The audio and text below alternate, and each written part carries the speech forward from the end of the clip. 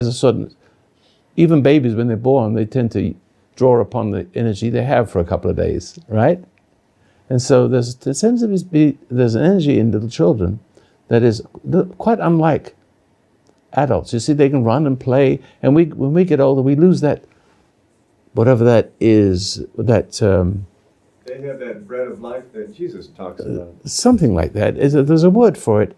It is an effervescence, inner energy, that it is a catalyst of some kind that it metabolizes the energy differently. See, the catalyst. So when you have the catalyst, see, I can work 18 hours a day. I can actually work 3 days and not stop and not even notice it. And I think to myself, I better have some sleep. But then I have to take something for it because my mind is brighter than my body. My body is not as strong as my mind, but look at me. I work hard. And I eat less. And I watch what I eat.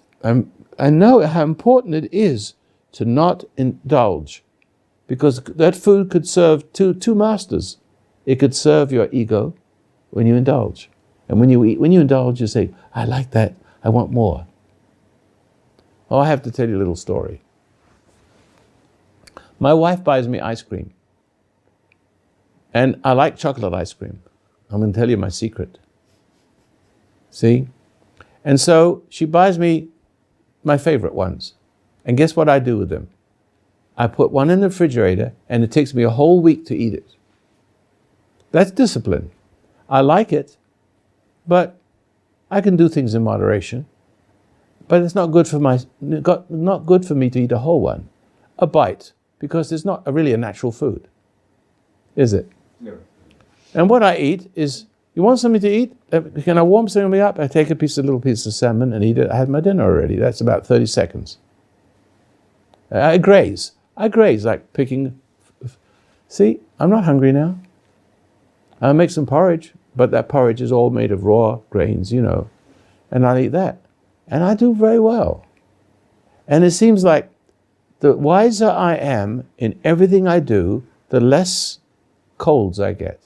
I get a little sniffle. You only see me have a little sniffle once in a while. I'm always here. I'm always doing my radio program. And I survived the blitz of my being poisoned in the ocean 30 years ago, and all of the mistakes the doctors made and cut me up in little pieces. Survived all that, recovered. And so, if you just get your ego out of the way and just learn to break but the first string you break, when you have that grace, you'll notice that you can say to the cigarette, why am I doing that? You put it out. You couldn't do that before. You can do it with just a little tiny effort, or sometimes you don't just even want it. It's like, I don't have a headache, why am I smoking? The headache's gone, and so you realize it's just a habit. I'm just putting that. And when the headache's gone, when the anger is gone, the tiger is no longer there, the angry tiger, then you look at the cigarette and you put it, but the whole key is to maintain the demeanor. The whole key throughout your life is the grace of God abiding you, manifesting in two ways. People can't upset you. You endure patiently. Through patience possess ye your soul. Okay? So that sets the tone. When people can't get to you, they can't separate you from God. But if they can separate you from God, then another God gets inside you and cries out to that which recreated you in its image. It's the wrong kind of fulfillment for the fool. So there's two horns on the same goat. There's two principles of what by one. Einstein said the universe is made of very few principles. I say one. And I say we're only made of one principle. Love God. Cleave. Or cleave away from your impulses that draw you to fulfill the wrong self. To grow a wrong self in conflict with the true self. And so, I forgot the question already. I'm drifting. Say it again. It was about diet and spirituality. Yeah, diet. Well, that's it, because the original sin was happened to be food. And the seductive force was the lips and the spoken words of the. That's why you kiss somebody's lips, because you suck. What you do is suck on another's.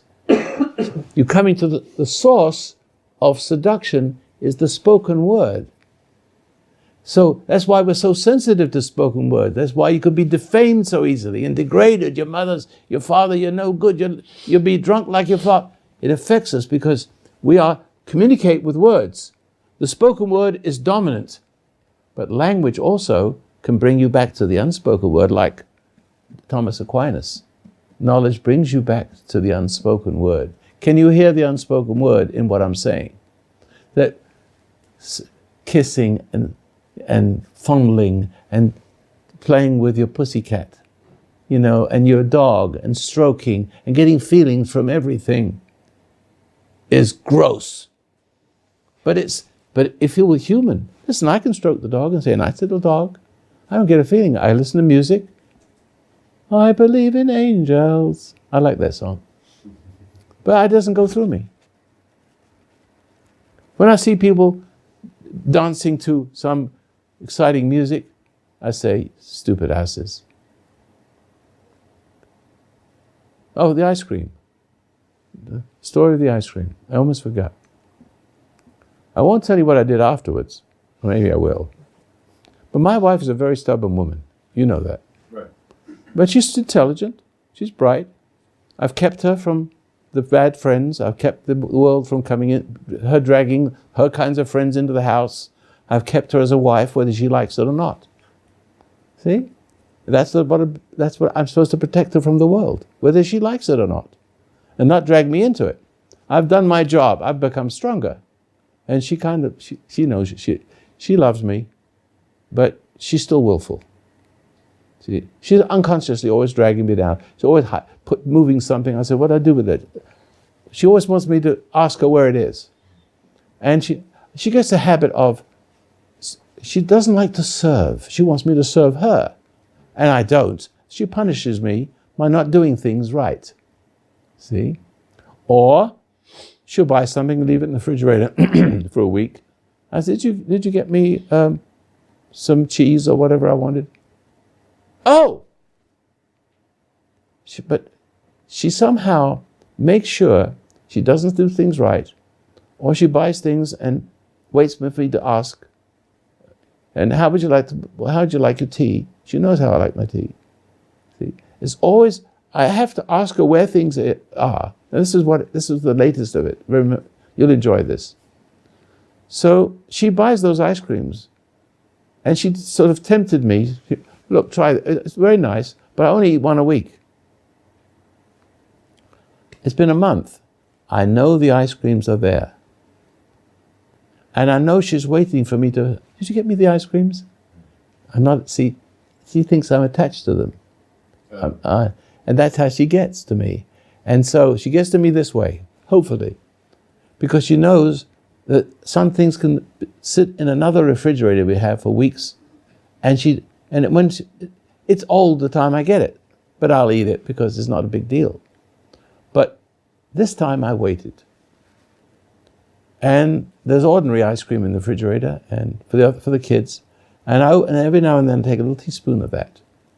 A teaspoon. See? A tablespoon at most, every now and then. And it's discipline. It's like eating one potato chip. Not going to do any harm. Right. It's just discipline. And so I waited and I said, oh, by the way, I know she bought them a month ago. And they're all melting because the refrigerator doesn't work right. The other one doesn't work right. Oh! I said, just a minute. How long you had it? All the excuses. She waited for me to ask for them. That is making, Mommy, can I have the ice cream now? She puts things away so I don't find them. I'm making my porridge with a spoon, right? I put the spoon down to turn and get something else. She puts it in the dishwasher. That's what happened to the spoon. I don't know. She forgot she did it. It's like you go mad. The gentleman, do you understand? You got a wife like that? They're all like that, to some degree. Unless they're unusual women. Are you an unusual woman? I hope so. But then the husband's got nothing to do. You have to have a joy. You got to be tried, don't you see? Yeah, exactly. You got to be tried. There's got to be something wrong with you. You can't be too perfect. Yeah, the weights have to be a little heavy. That's right. The weight has to be heavy. A woman keeps testing you every day to see if it's still there. See? It's got to be still there. That's what love, it isn't what you think. Marriage is not what you think it is. It's being strong, tough, gentle, firm, kind. Never being overwhelmed, intimidated, frustrated, looking for approval, submerging yourself with another body. And women likewise. So what I did this time, I took the ice cream and put it on all over her clothes. Oh, get out of here. I did. Because her clothes is where she lives. Oh, yeah. Not because I was mean. So she's going to have to let go of that now. Because she doesn't, there'll be more ice cream. There's got to be a consequence. There's got to be a consequence. When there's no consequence, that's when you ruin. At what point do you keep putting up with something? Right? There's got to be a consequence. I said, follow me. Let's see what we're going to do with this. See? That's where she has sense of, she buys things on the secret, that kind of stuff. So it's not honest, but that's where her sense of being a nice person, her appearance, where she dressed. She's intelligent, she's smart. Not as smart as me, of course. You're not going to get ahead of me. Okay? And that's what is important. It's not cruelty, it's consequence. A person can't live with you and have no consequence. How do you give a wife a consequence? Without beating her up. Because that's what men do, don't they? Or you yield. There's got to be a consequence, gentlemen, and ladies too. There's got to be a consequence. Go figure the consequence. You don't have to be violent. Look, my wife once she used to angry, so she got a poodle. Or a Dachshund, it had an undercarriage. I don't know how its gender could survive dragging it along the ground, but they do somehow. So, but the point is, I took that dog away. And because I will not let it transfer to that dog. You see how many times you can save a person's life by either telling them about it, please, this is what you got to do. But if she's my charge, my children are my charge, I have to have consequence. They must have consequence. See, and I'm responsible to dish that consequence out. Gentlemen, you have to find a way to wisely dish out a consequence. Otherwise, a woman who can do things to you without consequence can frustrate you and kill you. There may be some questions to that, if you like. All right. I always express so you can find me out because I'm telling on myself. Okay. We don't have any direct questions regarding that, but that's all right. Going off of the food thing again and the frustration, Tricia says, I've noticed I can't eat in front of a group of people. I don't eat very much and have always been underweight, and people always notice me just poking at my food and think I have an eating problem, which I don't. I think I resent that, which can make it even harder for me to eat. It's a very interesting question. I remember myself, there is something about sex that's embarrassing. There's something about food that's embarrassing because it reminds us of our mortality. Women have periods, and it's a little embarrassing. And that's why they are very moody every month, because they don't feel so beautiful. And men are reminded every day See, pardon the expression. See, there's a certain. I remember feeling embarrassed as a young boy. Like, you know, men are like that. There's a certain unnaturalness about what is natural, and of course, the unnaturalness has to do with pride. The way we eat food, it's like, how do we approach food? As a young person, if you're that's a very sensitive. Is it young lady?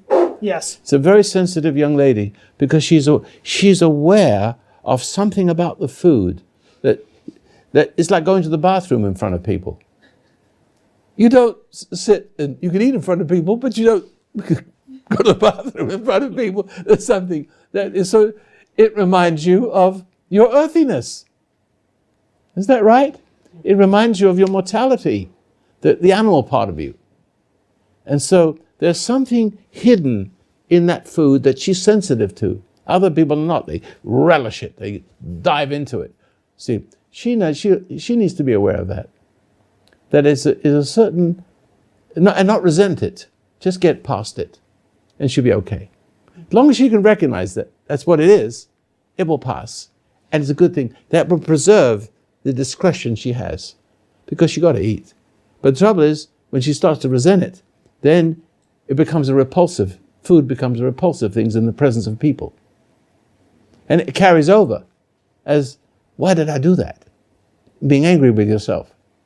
Does that make any sense to her? Well, She hasn't said anything. we'll see. She's probably running to the refrigerator right now. We have another. She's labeled woman in California. My husband complains that I'm not romantic, that I have no interest in getting physical. My husband is angry, ill-mannered, although very hardworking wonder. and responsible. Due to meditating, I've become less resentful, but I'm still slightly intimidated by his anger and insecure with his threats. We've been married for 29 years. Can I wake him up, or is it hopeless? Well, I'll tell you what. Do I support his angry nature when he gets physical? I have taken all the spice out of our physical relationship. That's a girl. That's the way to do it. You're not supposed to put spice into it. Right. Spice makes the food more attractive. It makes you overeat, if you know what I mean. Right. You don't want the spice, because the spice is a lie. Isn't that correct? There's a lie in the lay. Pardon me, I said that. There's a lie in it. And women have to lie to pretend to be the recipient of the joy, so a man don't have to feel ashamed. She may have married him like that. Yeah. Oh, yeah. Yes, I would say, I think your sex life is over a long time ago, and let your husband do what the hell he wants. Okay? But just don't resent him anymore. You married him for the wrong reasons. It's always when you get together on a sexual basis and not because you love each other. And where sex would be a little embarrassing, so you have to do it in the dark a little bit. So, but you have to have children. Yeah, because it is certain. You can't make a joy out of it. You can't go, woo-hoo-hoo-hoo. Let's do it all day long. See? You can't do that. There's something wrong with it. That you think of it all the time, and everything you do revolves around more and more and more and more, until you can't think of anything else except sex. And everything you do is spent on it. It wastes you. But it's true with food, it's true with gambling, it's true with everything. But sex is, centered around the female. And you can't abuse a woman. The woman is sacred. She's got to be made sacred. Or sacrosanct, is that the right word? She has to be regarded as precious by a man. Even though he has impulses, he must watch his impulses. He must guard them. And she'll see that. She'll sense that. The fact that he loves her for herself. My daughter, Diane, was engaged to a man, my son-in-law now, 27 years. But he waited 7 years for her properly. And my daughter said, Dad, should I marry David? I said, I can't tell you. You're your own person. You know. She knew not to mess with the wrong guys. So she waited. She waited, and he waited. He loved her. And he still loves her. Even though she's overweight. She still hates her mother. Why does my daughter hate my wife? Because she still sees my wife doing to me what she did to all of me as a kid and to her. So she's getting better. But that's where but my daughter is bright, strong. You know, she's another me. In the manner of speaking, you don't want to mess with her. As a matter of fact, it's worse than messing with me. But the point is, she's a good mother, and she's a good wife, and she's respectful to her husband. And if you ask the children, who's the boss in the house? The young man would say, my father is the boss. He will say that. That's because he's not taught to say it. And I said, when your dad's not here, who's the boss? My mother, because mother respects father. There's no revolution. There's not fighting each other, see, for power. Mother loves father, who loves creator, right? And then, so well then you ask the little girl, say, who is the boss? Daddy. Who is boss when daddy's not there? Mommy. Okay, who is boss when mommy isn't here? Then she names her brother. Okay? And then I said, then, when you're not here, who's the boss? She says, well, the goldfish. This is an order. So, there's a divine order. And it's not control. The divine order is, I'm subject to my Creator. My wife is subject to me, who is subject to the Creator. So it's a gentle subject. It is a social order based in the love of truth, the love of good, the bringing forth the good. And so, therefore, it is a respectful order. There's no harm in a father saying to a wife, I don't want you to go out today because the roads are dangerous. Well, I want to visit, I want to have my hair done. No, I don't think so. Women tend to be a little bit emotional and irrational. And men must rein that in. Just a little bit. Just a little bit. That's right. Because after a while, the woman becomes mature in it herself. And then you don't have. But as you grow older, as husband and wife, I've been married 57 years. We grow older, not as husband as wife, but father and daughter, as it was in the beginning. Because Eve came out of Adam. It was she was cloned. It's clear. That's a relationship. It got reversed. And we're born in that reverse state, where men are subject to women from birth, and transfer that to their husbands. See, that the husbands when men are born a woman, is woman-centered. And that bond has to be broken, but father, next in line, that's the reason you got born, because he got into her and she got into him. And that closeness was violated. And hell rules households. Where that order is broken, hell rules households. And you can't have a man that's strong, so strong that he has to be violent to push everybody into place, because violence begets more violence and subservience and dehumanization. So it has to be a gentle authority like Reagan. I always pick Reagan as the kind of dad we all want. And he was to all of us. Firm, gentle, and goes to Gorbachev, Mr. Gorbachev, tear down that wall. Oh, we love that. When I would let my son go to Ojai to work on cars when he was 15, 16. And there was a cult leader, thank you. Oh, there was a cult leader. And the cult fellow, a gang leader, and had a car, he couldn't fix it, but he made a slave of him. He made him, because he shouldn't have taken on the job. But my son called me, he said, Dad, I don't know what to do. So I go up there, And I get a big trailer. I put the car on it and wait for him to come. I said, young man, what's your name? He says, I said, see that car? Is that yours? Take the car, put it on there, and leave my son alone. And he did it right away. Because, you know what? Because what was in me was stronger than what was in him. He couldn't fight it. I didn't have that bond. My son did. He had become subservient, trying to please, trying to do it, frustrated. He lost the power. I didn't lose the power. I had it. He knew it. He would often call me, Dad, did you say that you wanted me home at 5 o'clock? I said, what?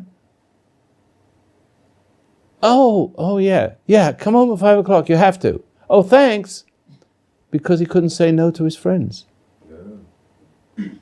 He needed me to say no. That's the kind of father you need in a home. See, the one that's stronger than the world, stronger than the wife. I don't mean to be rude, because I love my wife, even though she's difficult. But I love my children when they're difficult. I don't hate them when they're difficult and do stupid things. I wait for them. I wait for them. God waits for me. I wait. I don't push. When they get old enough and they want to run away and do things, they just do it. But I'm ready to help them when they are. But I give them the right kind of help. I will try to stop them with as much reason as possible that I can provide. But often that's not enough, because they have that something they have to work out for themselves, the idea of freedom. See, they can do their own thing. And all my kids have gone through it, except one. And he stayed true. But he still had his problems. I had to help him. And so there's something about fathers. We need to put them back. They need to find their way back to head of household. And women must be happy with that and not try to undermine it. It's hard enough. They come from mothers, dominating mothers and mean fathers and wimpy fathers. So women, give your husbands a little break. Give her a little space. Stop hating him for a while.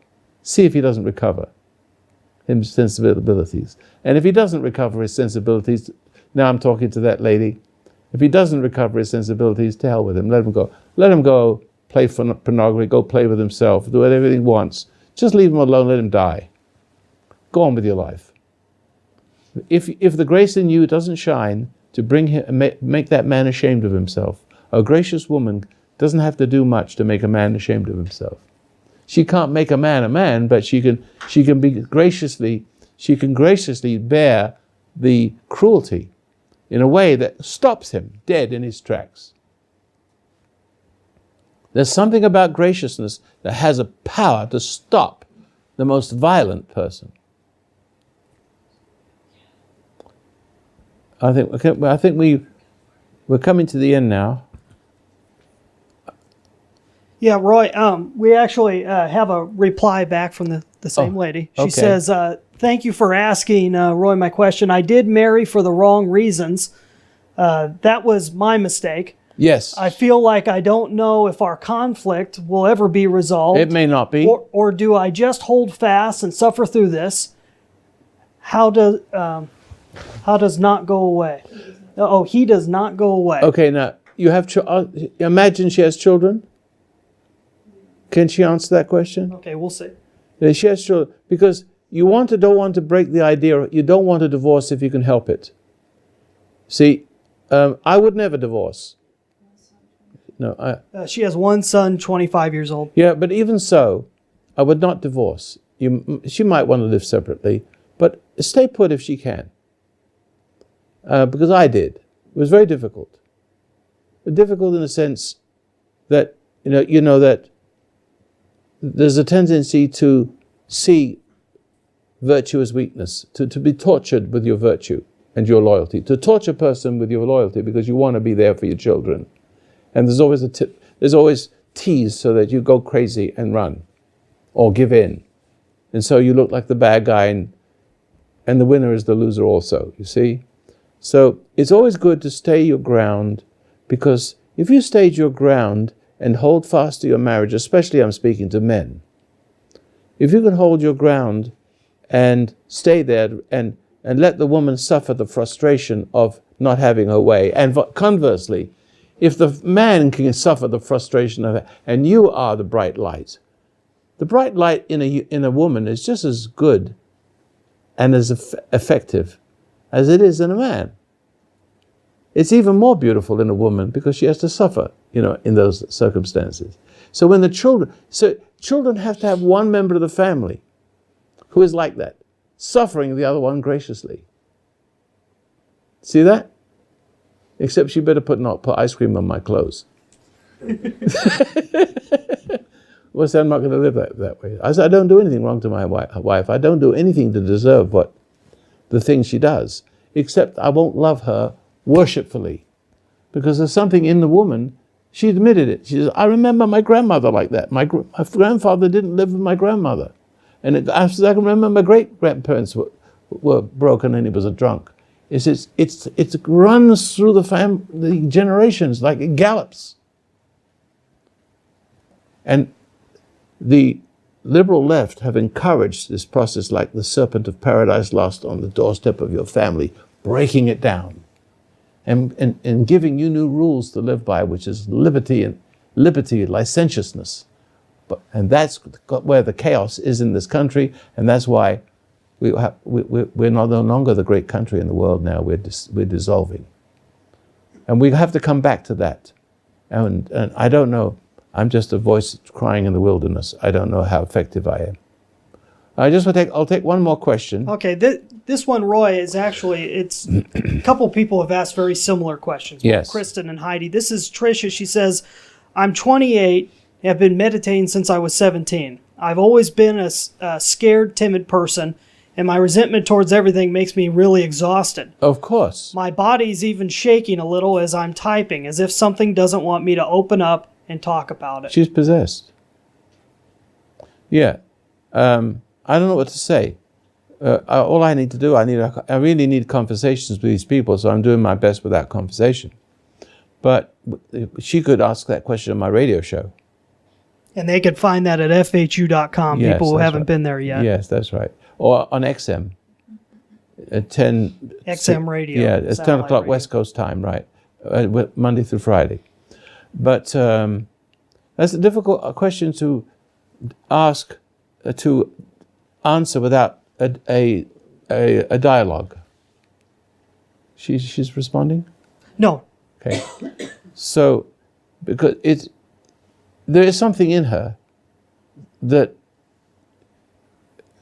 I've had fear in my life. How can I say this? I haven't had much fear, but where there has been, I have noted it. And when I noted it, it went away. See, it's always, if she could note the fact that she's typing and her hands are... No, she says I can't talk. Yeah, she just typed that in. She can't talk. How do you mean she can't talk? I think she's a bit paralyzed. Okay. Well, maybe she could call on my radio program. I can't answer that question like that because I need a dialogue. I need to ask a question and draw something out of her. So it's not something cut and dried like has been for this morning. All right, are we done? I think so. Okay. Well, ladies and gentlemen, I do recommend that you go to my website and download the free CD. I think it fell on the ground, but I think it's here somewhere. Oh, here it is, yes. The CD here, and it's free. I don't like the word free. It's complimentary. And it'll save your life. It will bring you to the place inside you that I opened my discussion with, that place within you that is the real you. It's intuitive. It's a ground of being that's not earth, but more solid than the earth itself, because it's Him who created the universe and the earth you stand on, every atom in your body. And there's another one here. Well, we have several things. This one is Hypnosis, the Hypnotic States of America. $25. Is it $25? Not sure. Yeah, but anyway, it is now. I have said. I have spoken. Let it be inscribed on the tablets. The hypnotic states of America. There's a lot on here. Videos, articles. So it is a data disc as well as CD, okay, and MP3. Then the couple of talks I've given on Sunday. One of this, Taking Back America, the Democratic Trojan Horse of Democracy. That's a couple of months old, but you see, I've been saying it long before the elections, and it's all there. And then I would suggest also these pain, fear, and stress. I got it all mixed up, but anyway, they're all here. Pain, fear, and stress. That if you want to do something advanced, meaning it's not advanced, it's more meditation, is what it is. It's the same old, with some extra things put in there in case you didn't see it. Regarding pain, regarding fear, it's sort of I missed that. See? That's what it is. So there you are. So you called my office on Monday, and I think they're on sale for Christmas, so have a nice weekend. Well, the weekend's gone, but have a nice week. And this program will be we're going to edit it. We don't need much editing. And we'll put it up on Wednesday. Meanwhile, you can go back to the one that's already playing when you entered into the space of www.fhu.com. Thank you very much, and have a good life. And enjoy your wife in a nice way.